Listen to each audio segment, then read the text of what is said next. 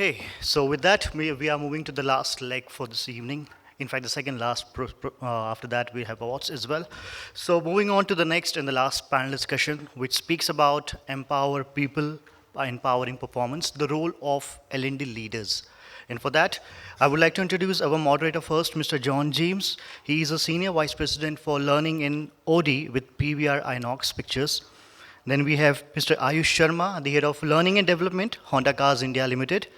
We have Mr. Manish Rastogi, Head of Capability Development, Talent and DEI, Vodafone India. Then we have Ms. Jayeeta Sarkar, the General Manager for L&D, HCL Healthcare, Soumya Gupta, Founder and CEO for FriendsSquare, and Mr. Jagjit Singh, AVP and National Head for Subway India. Please give them a round of applause, please. Good evening, everyone. Exactly the kind of response I was looking for. Thank you. Yes, that's a little better. So there's good news and there's bad news. The bad news is that the audience is thinning out, right? So that's bad news for us especially. But the bad news for you guys on the other side is we are sitting, not standing, between you and the awards. And I'm sure many of you are waiting to receive your awards. Before the start of the panel discussion, some of the panelists and I were having a side chat. Like you have those, you've seen in IPL, those team huddles that happen, and those strategic breaks. So in the strategic break, we were discussing this, and we said, and it's a pact. And if you look at them now, they will also nod their heads. We said, if we see people looking at their phones while we are having the panel discussion, we will repeat the question and answers one more time. Okay? If we see people walking out during our presentation, we will repeat the questions one more time. Okay? If we see people not applauding basis the responses that are given by this panelist, what's going to happen? Thank you very much. You get the hint, right? So, but on a serious note, welcome to the panelists, welcome to this very empowering discussion, panel discussion. The topic is very relevant to all of us. And I'm delighted to be joined by the superheroes of L&D on this panel. So as the introduction happened, Sushant mentioned, my name is John James and I'm from PVRINOX Limited. Perhaps you've heard the name before. Now, considering that this is a cinema exhibition company, please expect some filmy stuff and please expect some drama. Okay? So I'm joined by the superheroes of L&D. Somebody was discussing budgets, right? The reason we're not wearing our capes and our costumes is because of the budget cuts, L&D budget cuts. But otherwise, all of us here are superheroes. And I believe all of us on this side and that side, we are kind of the GPS of the organization now. So everybody uses GPS now, give or take. If you're not using it, your driver's using it, right? So we are the GPS of the organization. We are the ones who give them that strategic direction. We are the ones that when an organization takes a sudden U-turn or a sudden turn, we are the ones who quickly align and make sure that the organization's headed in the right direction. So on that note, let me introduce the panelists one by one. So a brief introduction of yourselves, your organization, please. And quickly, in about 30 seconds, one key L&D initiative that you're probably leading in your specific organizations. Jagjit, let's start with you. Okay, so hi, good evening, everybody. My name is Jagjit, and I am representing Subway India out here. I hope I'm audible to everybody. Yeah, great. So one L&D initiative that we are driving in our organization is about people development, and we have linked the growth of our people along with the learning journey that we have created for them. So it'll be a pleasure for me to talk about that on how we are empowering people through learning and helping them to grow up the ladder in the organization as well. So that's about me, and pleasure to be a part of this panel discussion. Thank you. Thank you. Hi everyone, I'm Soumya. So I have my own startup. It's called FriendsSquare. And I design L&D initiatives for corporates, be it any sector, be it any size of the company. And something that we do with a lot of companies is having behavioral nudges. So like a day-to-day thing at a very psychological level that is present within the organization, but at an environmental level for them to keep on thinking and feel like they're growing, but not in an environment where they're continuously told to. So that is something. So it's basically at a subconscious level, they're continuously learning and growing. Thank you. Thank you. So hi everyone, my name is Jayeeta Sarkar. I head L&D for HCL Healthcare. And at HCL Healthcare, like, you know, people, I already see two colleagues of mine who are from HCL, and you'd understand how learning is deeply ingrained into the entire system. So here we have multiple initiatives, and in my session today, during the discussion, I would like to talk about a couple of initiatives that we do. An initiative like Spot On, which is, I think, during Chetna's session, some gentleman there was asking, like, you know, we have a lot of blue-collared staff. How do you ensure that people remember everything that is taught? So I'll talk about a learning carnival that we have introduced, and a quiz system which I call as PKT. So I'll be talking about that shortly. Thanks, Jayeeta. Hi, I'm Manish Rastogi. I'm working with Vodafone Idea, but not so much representing as such. My organization views would be my personal, out of my experiences, right? I may quote one or two good best practices there, but of course, views are personal, right? One of the initiatives which I'm leading here is, of course, L&D and business partnering, right? Thank you so much. Thank you, Manish. Hello everyone, my name is Aayush Sharma, and I am heading L&D for Honda Cars India Limited. And so one of the key initiatives which I am leading currently is equipping the manufacturing associates, the people who have been working for 15 to 20 years in the system. And we are trying to create that layer of team leaders, and the objective is that we're going to transition or elevate their role from a manufacturing associate to a white-collar associate. They're supposed to be a team leader or a manager, and it is a very, very difficult task because, you know, of course, people have a fixed mindset over a period of time in manufacturing industry. They really do not have a lot of exposure. So yes, we are doing fine now, and the objective, again, is to ensure that we are able to have those global quality standards in Honda products in India. Thank you.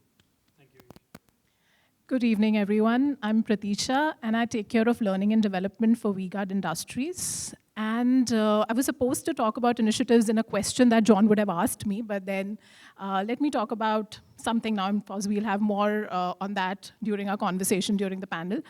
So one initiative that we're very excited about as an organization that my team and I are leading is the Culture Code Refresh. And I think Renu also spoke about the importance of culture, right, and how that drives a lot. So we're in the process of refreshing our entire culture code within the organization, which essentially means we're going to refresh our mission, vision, values, purpose, what we stand for.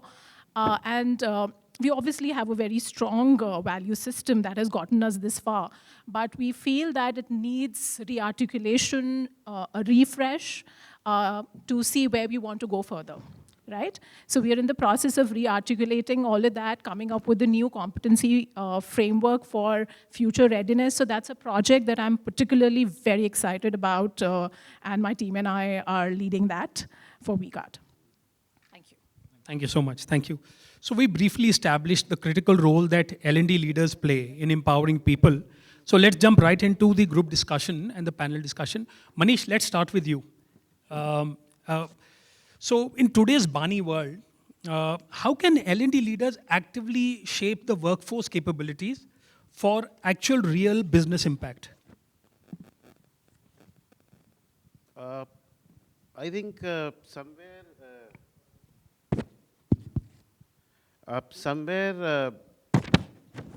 it's time that we move rather than just simply doing learning interventions and trainings and start seeing where is it the impact we are making. Theoretically speaking, we've talked enough about Kirkpatrick's and 1, 2, 3, 4. My experience is while not every behavioral program can be mapped with level 4 outcome, but still there has to be, level 4 can always be changed, and it cannot always be and has to be in terms of revenue. Right, so when we start, when the business says this thing to us, and then suddenly we find ourselves perplexed. अब क्या बोले इसको revenue में कितना फर्क आ रहा है? So I think Anjali talked about it, then Chetna ji also talked about it. Somewhere, even if it's an attrition happening, is it impacting the revenue? Yes. So finally wo hoga, but you don't really have to force fit L4. It could be the drop in attrition. It could be drop in number of complaints, right? But impact, it's time that we start showing impact and move from man days, man hours and all that. Let that also go on, and this side, we have to start talking that language. Yeah, Thank you. Thank you so much. So my next question is for Jayeeta, you and for Jagjit. So we're all hearing that L&D is moving from the back room, which is the traditional way of training and delivery, to the boardroom, which is being a strategic partner. But how real is this transition? And do we need a boarding pass to go there? And what does it really take to get there? Absolutely. I think, again, this we've already spoken, and this needs to be reiterated, that if learning continues to be just, certain programs that we deliver, we will never be effective. I think as an L&D partner, firstly, every single one who are in the room as HR and L&D partners, it's imperative we understand what is the business. I think what Chetna rightly said with the example that she quoted during her session is that there are people who sometimes come out to us and say that, is skill pe training karwa do. Inko communication ki training chahiye, sales team ko sales capability training karwa do. And we go header hogs, finding the right partner, delivering a program, creating Jing Bang, doing measuring the program, blah, blah. The entire circle goes.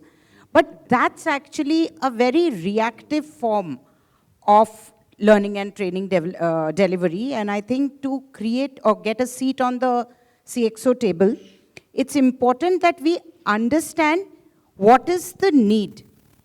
Do we actually need the entire hedgehog? Do we actually need an external capability building? Or do you want to use your internal team members to skill people? So instead of going ahead and really finding a partner, getting a training room, arranging for lunch, and kind of spending the training budget that way, it is important to understand that how you can build your own internal capability matrix to design certain value-added program.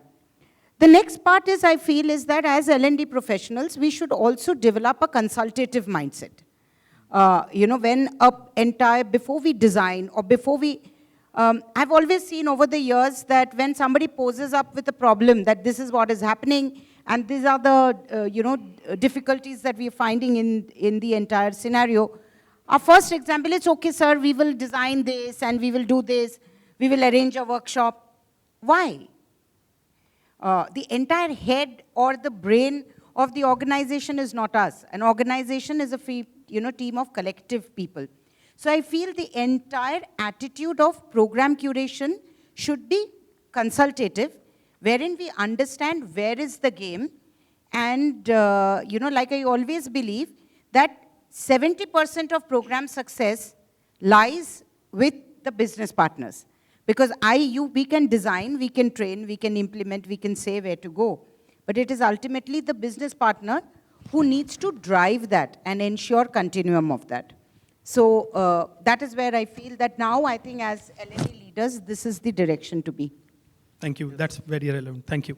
So I'll add my perspective. First of all, thank you, James, for a wonderful question that you have asked from backroom to boardroom. And in my purview, the boarding pass from being a backroom to boardroom is that you are not being told what is to be done, but you are telling everybody else what is to be done. So what one word that I've snatched from your introduction is that we are the GPS, right? So I think, I will link it to an example that I follow in my organization. I try to follow with my teammates. For example, if there is a product launch that is required to be done. So we have to focus on product training, which is skill training, that your product should be made very, very, it has to be really made nicely. When I'm talking about product, I'm talking about sandwiches which we serve in Subway, right? So now I think everybody can link to it. So how do we make it easy for people to learn so that we are also not always in the back room, but we are being spoken about in the boardroom as well. So taking an example of hot and cheesy that we have launched, or cravers that we have launched, what strategy we have executed is that first, on your LMS, if there are e-modules, e-module completion has to be the entry point for you to come and attend the on-job trainings. Otherwise, what was happening before was that we were training people on the job, but we were chasing people to complete on the e-modules and the, when they were back to their restaurants. So we have made it a prerequisite. So now when the people come to attend any session, they are knowing what is required to be built as a sandwich. When they come over here, they come with their questions and examples and answer, their thoughts, and we solve those questions and answers for them. This has helped us to get better NPS, better sales, because our employees are much more confident and competent. And I'm very humble and I'm very happy to share that all the launches that have happened in last 9 months of our organization, they have been super successful because we are not just talking about कि training करा दिया काम खत्म हो गया. We are also measuring the impact of our training, and we are creating a case study and we are communicating it in the boardroom the way so that the people accept it, the business accepts it. So I feel rather than business coming across to us and telling us what is required to be done, we should be the GPS to our business and say, let's do this, and we'll be able to achieve what we want to achieve. So I think that's what I can communicate in the example form to what you have communicated. That in Subway at least I can say, and I can bet on this, that L&D is not in the back room and it is in the boardroom. Brilliant, good to know. And what I hear you saying is that we've got to be true strategic partners Yes. with the business. Thank you. Yes, thank you. Manish, would you like to add to that? Maybe an element of talent development also? Yes, sure. How many L&D folks here? Just quickly asking. Quite a few of you. Fair, good, that's good enough. 2-3 words इसमें key which I picked up is traditional training delivery. 2 is talent development, and third is the strategic partnering. While the training delivery happens in the training room, strategic partnering happens in the boardroom. Physically speaking, there may be a 50-meter difference or a floor here and there in your organization, but then there is a good walk. And yes, learning, relearning, everything is required. Now, when we talk about typical training delivery, I think the shift which we need to create is that,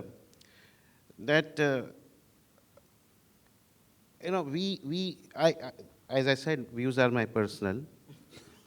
So we are in a way self-obsessed people, all L&D folks. No offenses to you. आवाज़ खुद की बहुत अच्छी लगती है, self narcissism, कुछ अच्छा पढ़ते हैं, अच्छा बोलते हैं, ताली बजती है, किक मिलता है, डोपामाइन मिलता है. ताली तो बजी नहीं सर अभी तक. हाँ, अभी नहीं, कोई बात नहीं उसकी. तो ये and then there is B.F. Skinner's theory, operant conditioning. याद है किसी को? पहले consequences drive the behavior. Operant conditioning याद आया ना? इसलिए पूछा था L&D वाले कितने हम भूल जाते हैं ना, basics कोई बात नहीं है, that's okay. Now, consequences drive the behavior.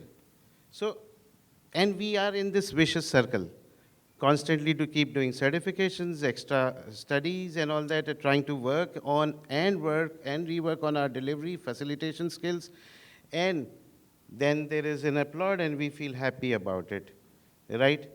Now, twist here in operant conditioning. When consequences drive the behavior, reverse it. What happens if behavior starts driving the consequences? I'll give you a simple layman's example.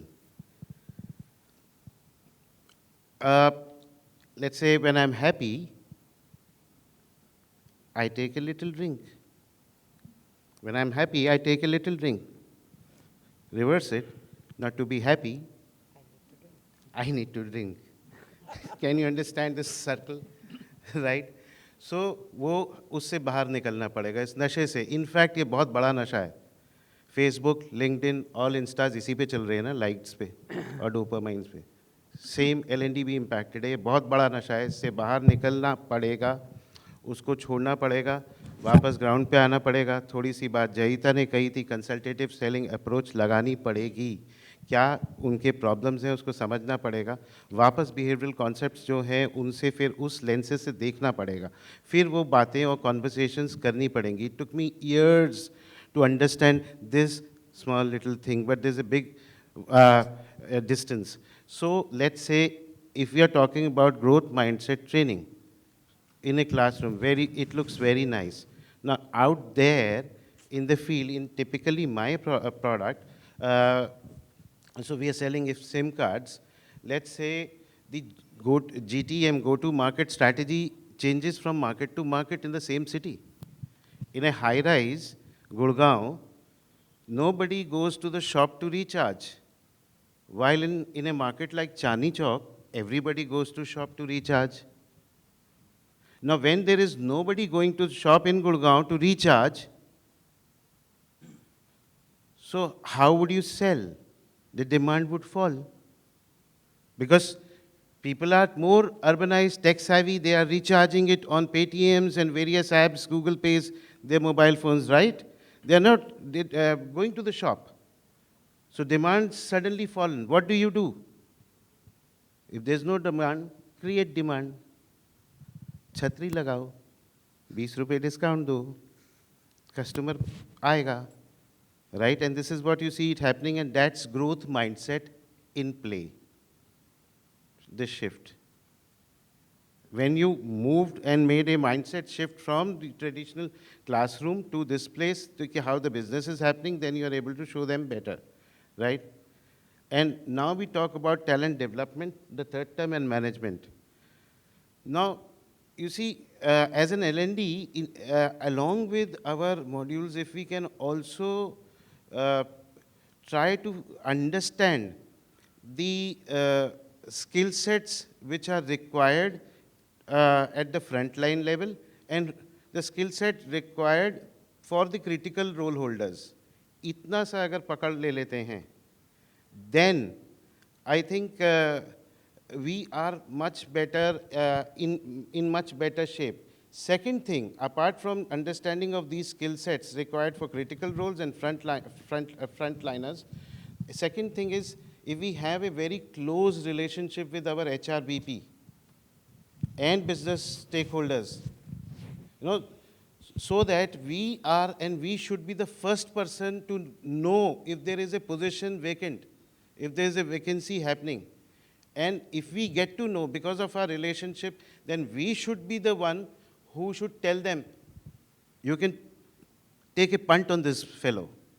I know because I have spent 4 or 5 days in the training last couple of years. This is the data, this is how no, that's talent management for you. Forget 9 boxes, 15 boxes, whatever approach we may apply, but talent management to me, my mind, is how we are moving people. Correct. Right? So when you do these two, which is a consultative approach, 2, the talent part of it, this management part of it, bringing yourself in there, then it becomes automatically the third, strategic partnering. This is what I feel. Thank you, Manish. And that gives me a great segue into our next question. And I believe our audience will greatly benefit from it. So my next question is going to be, and Soumya will begin with you, and then Jayeeta and Prateesha, I'd love to hear from you. Can you probably give one major high-impact practice that you have, which is empowering individuals through learning? I heard you talk about knowledge nudges, etc. Something else, maybe one powerful high-impact practice, please. Thank you, John. So first, I want to come to the word high impact. We've been using this word, and I think we have to maybe stop using it, because if it's not high impact, then what it is, right? So it's actually funny because the entire relationship with learning has become very transactional. It's like a vending machine, training, input, output, transformation. And multiple things have been spoken here. As a startup, we also build different programs for companies, and they ask us the same thing in different ways, and we try to cater to that. So, Jayeeta, you also mentioned, Manish sir, everybody has mentioned points around, we have to assess the baseline. We have to first understand where people are at the basic level, intermediate level. Think about it as fitness, right? One person has to lose weight from 65 to 60 kg, maybe two people. They can't do it in the same way, right? We have to understand their metabolism, what their journey has been, their diet, their nutrition requirements. It's the same way for every corporate. I'm speaking from a perspective of how we can't have a copy-paste thing.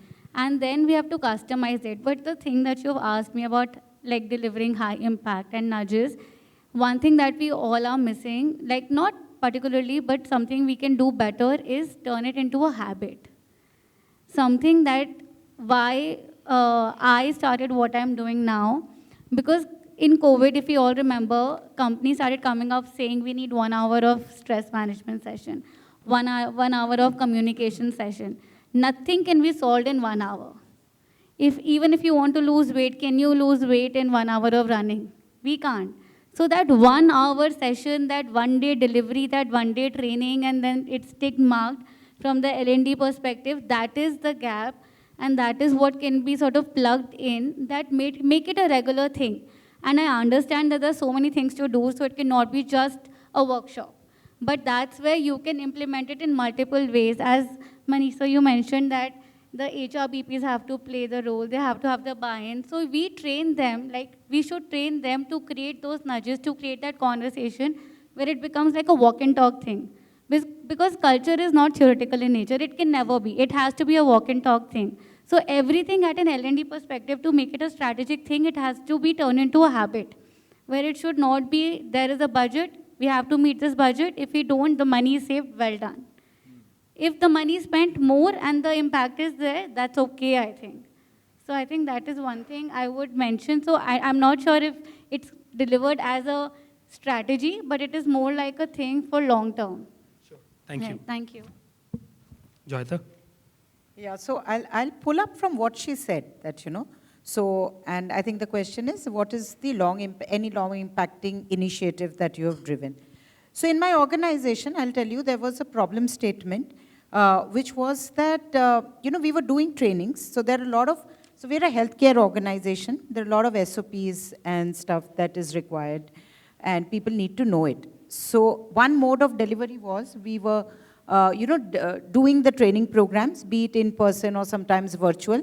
Post that, we were just taking assessments, and we were taking the feedback from people that how did you like the program, blah, blah, it was good, some rating 5, very happy. But on ground, there were a couple of mistakes that were happening. When we saw the NPS scores, there were a problem. So this was a continuous issue. So what I realized is calling people repeatedly for trainings, today's generation don't like it. So, you call them on a call, they're there, half of them are not even listening to you. You're just blabbering, they're just not there. So keeping these problems in mind, we designed a program called PKT. So PKT stands for Process Knowledge Test. So we did an online program, which is about 20 questions. We've created a forms link, and that is shared to people, and we've created a leaderboard. And people it is a continuous effort that every 3 months, we run the PKT quiz, wherein we know that we've made attendance that everybody needs to attend, and the scores are seen that on different processes, we run this quiz and make sure that people, are well, so what's the knowledge level? So the moment we see that in one particular group, either there are lesser participation or there are lesser scores, then we design some intervention. If we see that the overall score of any one process in the company is very high, we try to map it up also to see the business impact of that process. So the NPS score or the business impact of the process also has to run really significantly high. And the PKT score, I had a word with our CEO, and we've ensured that the PKT score matrix is tied as a KRA to our ops head's scorecard. So now my operations head is actively following to see that every single person is doing the PKT and his scores are higher. And the scores are directly, so he takes direct and keen interest in also the questions to know that, so we are there together in the game. Now that was for PKT, so how we thought, so that is quarterly, right? So how do you create the buzz? So we did another thing called a learning carnival called Spot On. So Spot On we do every 6 months in the organization, where we go to different locations without disrupting work, and there are certain questions which are there. And we run this quiz like a Kaun Banega Crorepati format, right? So there are levels, level 1, level 2, level 3. And what we've introduced is vouchers. So even for PKT there are vouchers, even for Spot On there are vouchers, diaries, games, sippers that you give, and there are different levels in which you play the game. So it's a game, it's gamified, it's fun, but people come together to learn, and from there the synopsis is, when you see that large number of people don't know something, it's a clear feedback that there's something on the ground that we need to take direct attention to. So I think that ways it is smaller nuggets of learning, but impactful. Thank you so much, Jayeeta. Prateesha, I'd love to hear from you. Thank you, John. And on building what Jayeeta and Soumya said.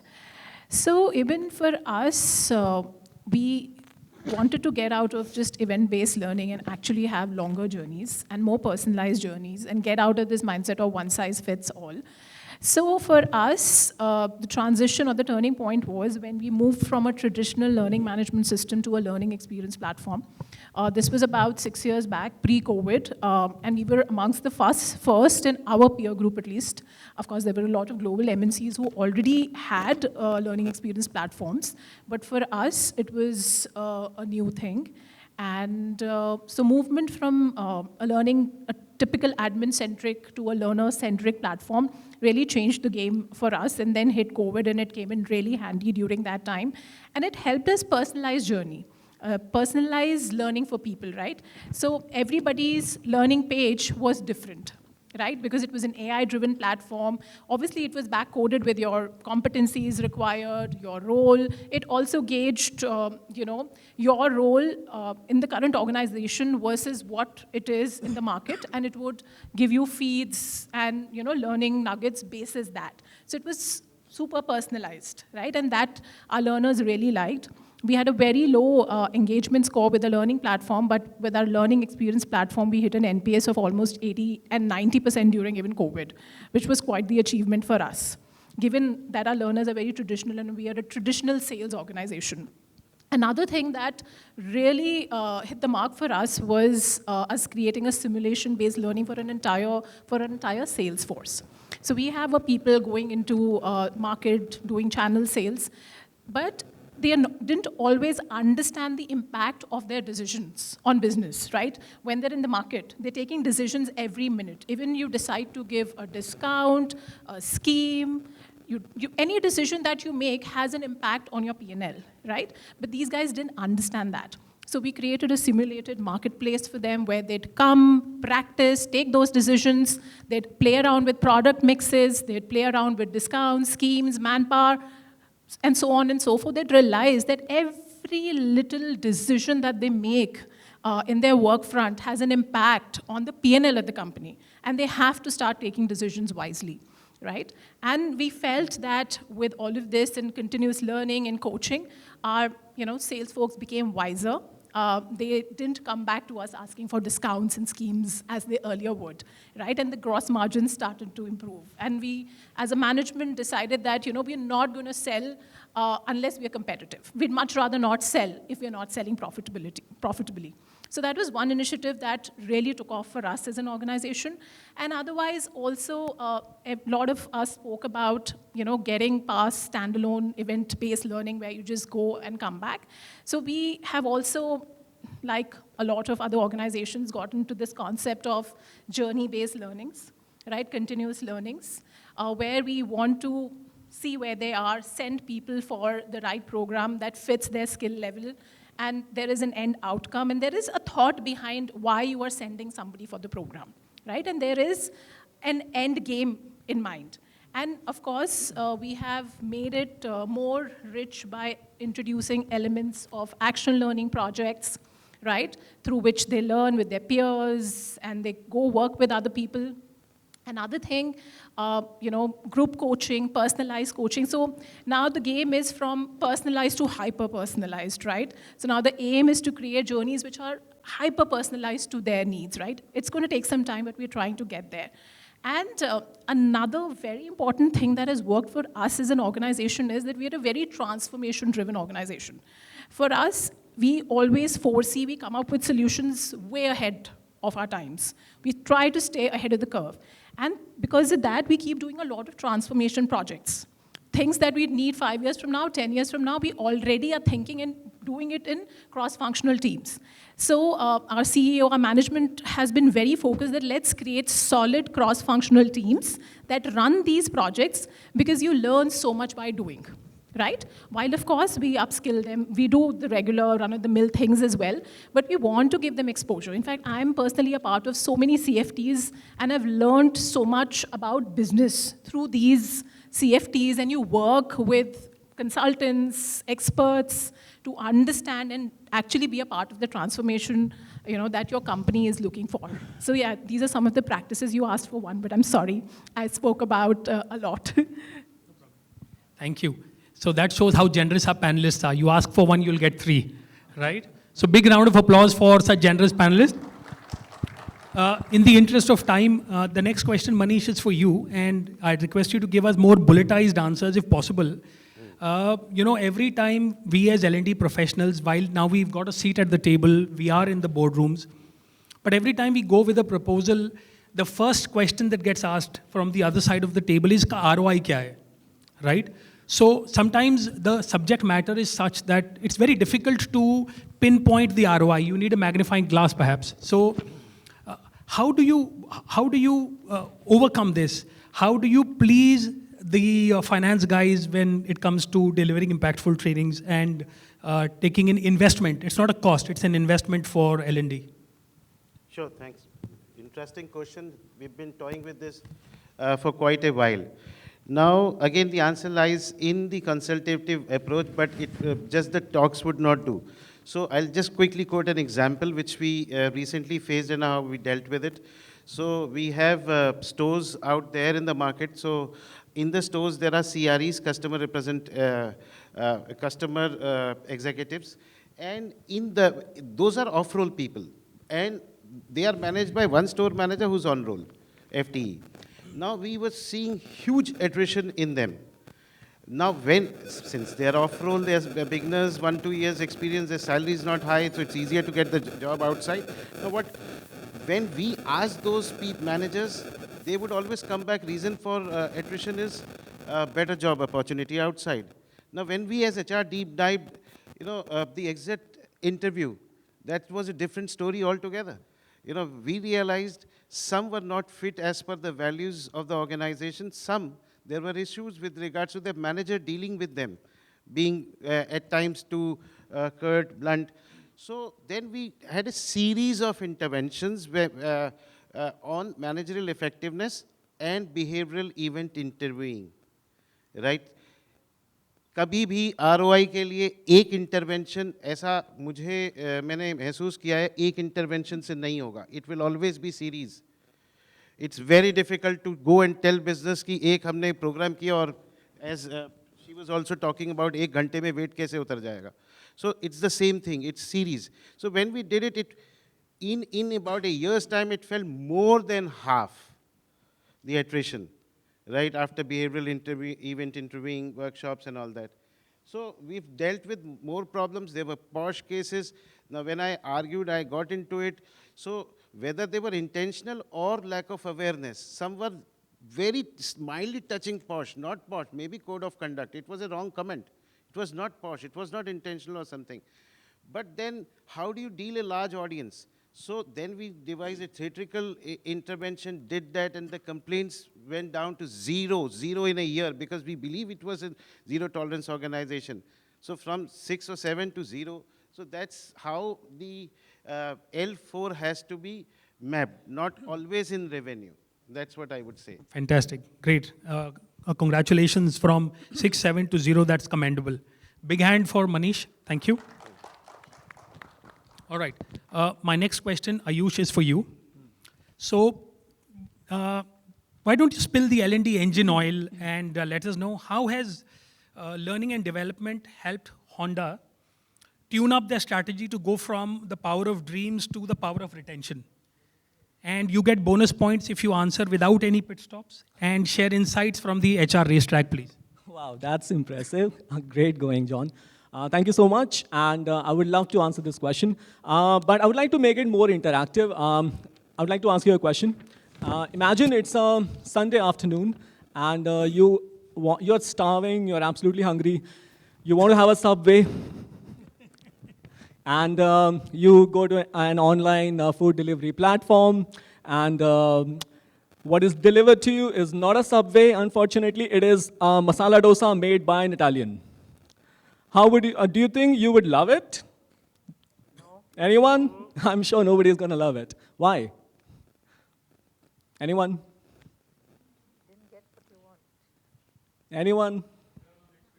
Absolutely. See, you didn't get what you expect, isn't it? Okay. See, now imagine this customer tells you, see, I paid for a Subway and I got masala dosa made by an Italian.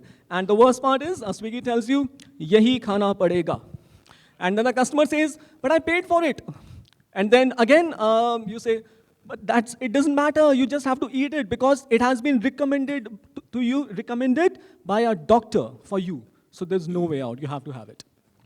Now, do you think that we make the same mistake as an L&D professional as well when we deal with the learning and development needs of our employees?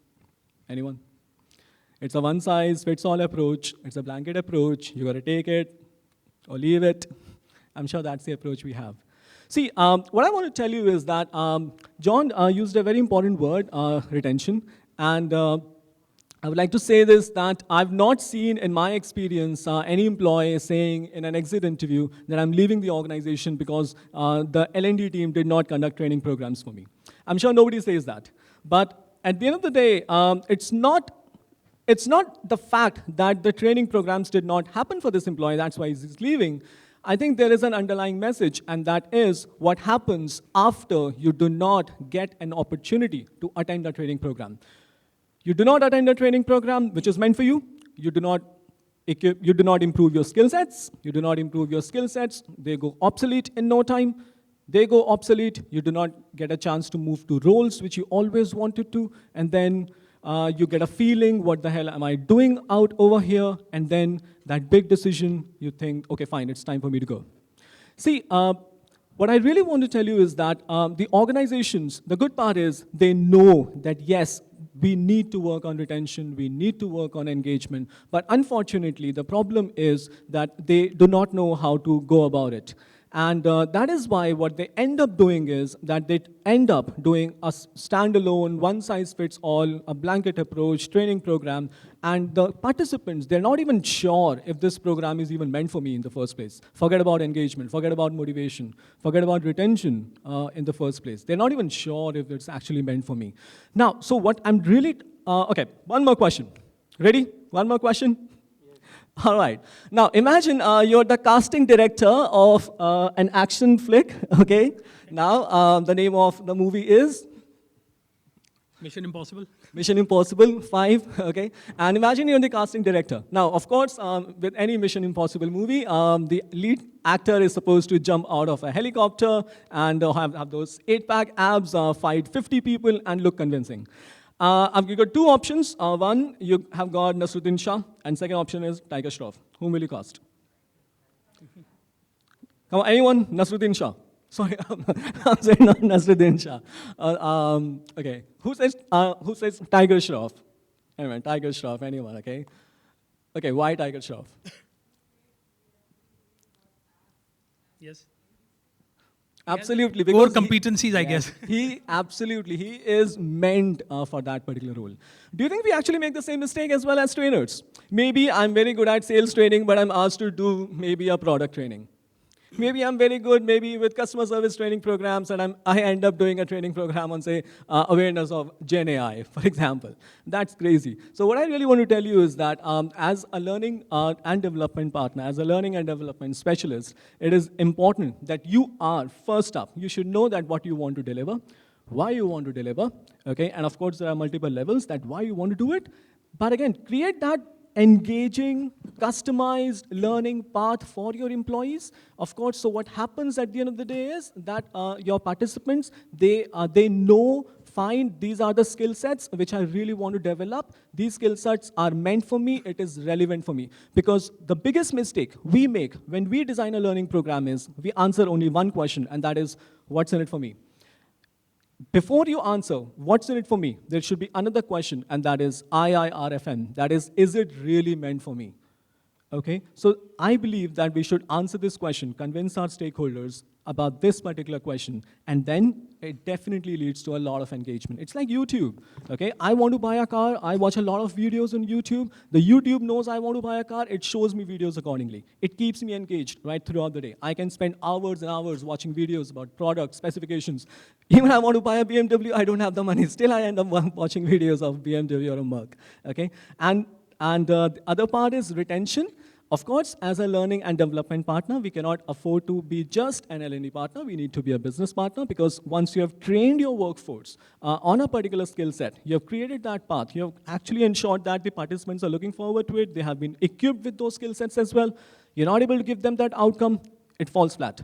So of course, what you need to be doing is engage with your stakeholders right at the top, tell them, if I can deliver to you a workforce which is well-equipped, well-suited, let me know the roles which I can offer to this particular guy. And then you need to act as a bridge and ensure that it acts like an assembly line. You train them, make them better, and then it has to arrive at its destination as well. So that's what I would like to answer. Thank you. Thank you so much, Aayush. And before Sushant throws the bell at us, we'll wrap up. And but what I hear everybody saying, and if I can try and quickly summarize, is that empowering people is not just a good idea, it's actually a good business strategy, it's an essential business strategy. And all of us here have a huge responsibility. We're not just building skill, we're actually building culture. So let's go out there and build a fantastic culture. Thank you, everybody. Thanks a lot. You've been great. Thank you.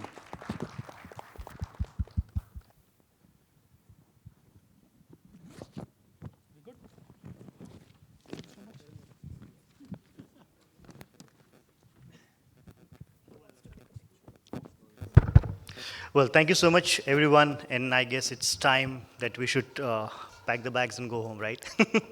All right. I would like to thank everyone to be a part of this event. Could you please give a round of applause to them, please?